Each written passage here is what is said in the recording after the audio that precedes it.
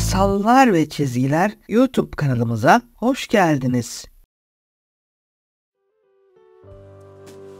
Bir zamanlar yaşlı marangoz Geppetto yalnızlıktan çok sıkılmış.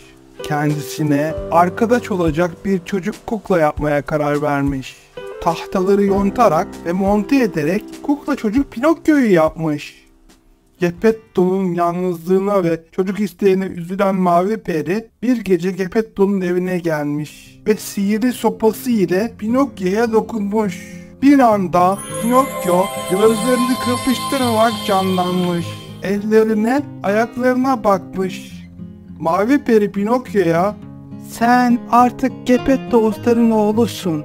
Onu sakın üzme. Bu dünyada seni ondan daha çok seven kimse olmayacak." Masanın üzerindeki kutuda duran çekirgeye de Pinokyo bir hata yaptığında ona engel olman için sana görev veriyorum demiş. Ertesi gün Geppetto uyandığında Pinokyo'nun canlandığını görünce hayretle ve mutlulukla ona sarılmış. Pinokyo'ya "Kafanı bilgilerle doldurmak için okula gitmelisin. Her kötülük cehaletten gelir." demiş. Pinokyo babasının verdiği okuma kitabıyla okulun yolunu tutmuş. Ama yolda çok güzel müzikler gelen bir bina görmüş. Merak etmiş, bakmaya gitmiş. Burası bir kukla tiyatrosuymuş. Gösteriyi izlemek için kitabını satmış ve içeri girmiş. Kuklacı Pinokyo'yu görünce "İpsiz bir kukla, bu kuklayı gösterimde kullanırsam çok para kazanabilirim" diye yakalayıp ambara kapatmış. Pinokyo ağlamaya başlamış. "Babam beni çok merak edecek. Lütfen beni bırakın." Kuklacı Pinokyo için üzülmüş. Onu serbest bırakmış ve ona giderken babasına vermesi için 5 altın vermiş. Pinokyo eve doğru giderken bu altınları nasıl 50 altın yapabilirim diye düşünmeye başlamış. Tam o sırada kurnaz tilki ve hırsız kedi yolunu kesmiş. Pinokyo'nun altınlarını 50 altın yapabileceklerini söyleyip altınları bir yere gömmüşler. "Burada bir altın ağacı büyüyecek, zengin olacaksın" demişler. Pinokyo birkaç gün sonra altın ağacı büyümüş mü diye bakmaya gitmiş. Ama ortalıkta ne ağaç varmış ne de altınlar. Dolandırıldığını anlamış ama artık çok geçmiş. Üzüntüyle eve dönmüş. Bu sırada çekirge Pinokyo'nun yaramazlıklarını Mavi Peri'ye haber vermiş.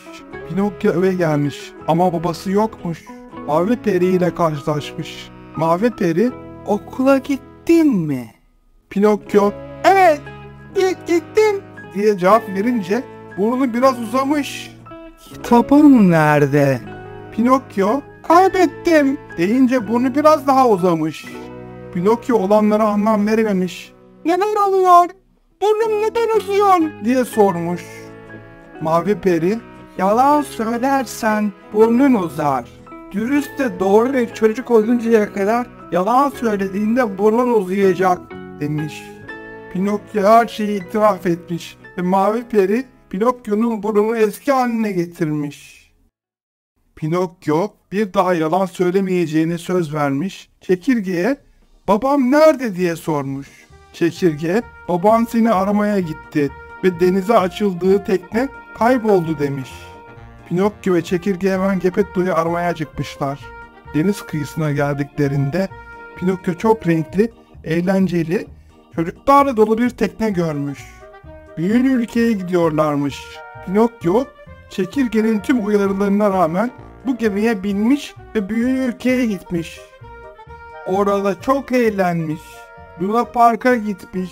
Bir sürü şeker yemiş ve çok güzel bir yermiş diye düşünüyormuş ama birden kulakları eşek kulakları gibi büyümüş. Kuyruğu çıkmaya başlamış. Luna Park'ın sahibi "Sen artık benim eşeğim olacaksın. Seninle yüklerimi taşıyacağım" diye bağırmış. Pinokyo kaçmaya başlamış. Denize atlamış ve yüzerek oradan uzaklaşmış.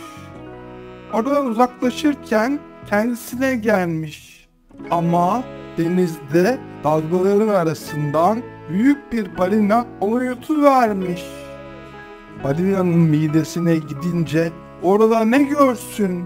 Babası Geppetto da balinanın midesindeymiş. Hemen sarılmışlar. Balinanın midesini gıdıklamaya başlamışlar. Balina birden kuvvetle hapşırmış ve Geppetto ile Pinokyo'yu kıyıya kadar atmış.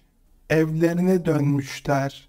Pinokyo o gece dua etmiş. Bir daha asla yalan söylemeyeceğine ve yaramazlık yapmayacağına söz vermiş. Gerçek bir çocuk olmayı dilemiş. O gece Mavi Peri Pinokyo'nun artık uslandığını anlamış ve onu gerçek bir çocuğa dönüştürmüş. Sabah sevinçle babasıyla sarılmışlar ve hayatları boyunca mutlu yaşamışlar.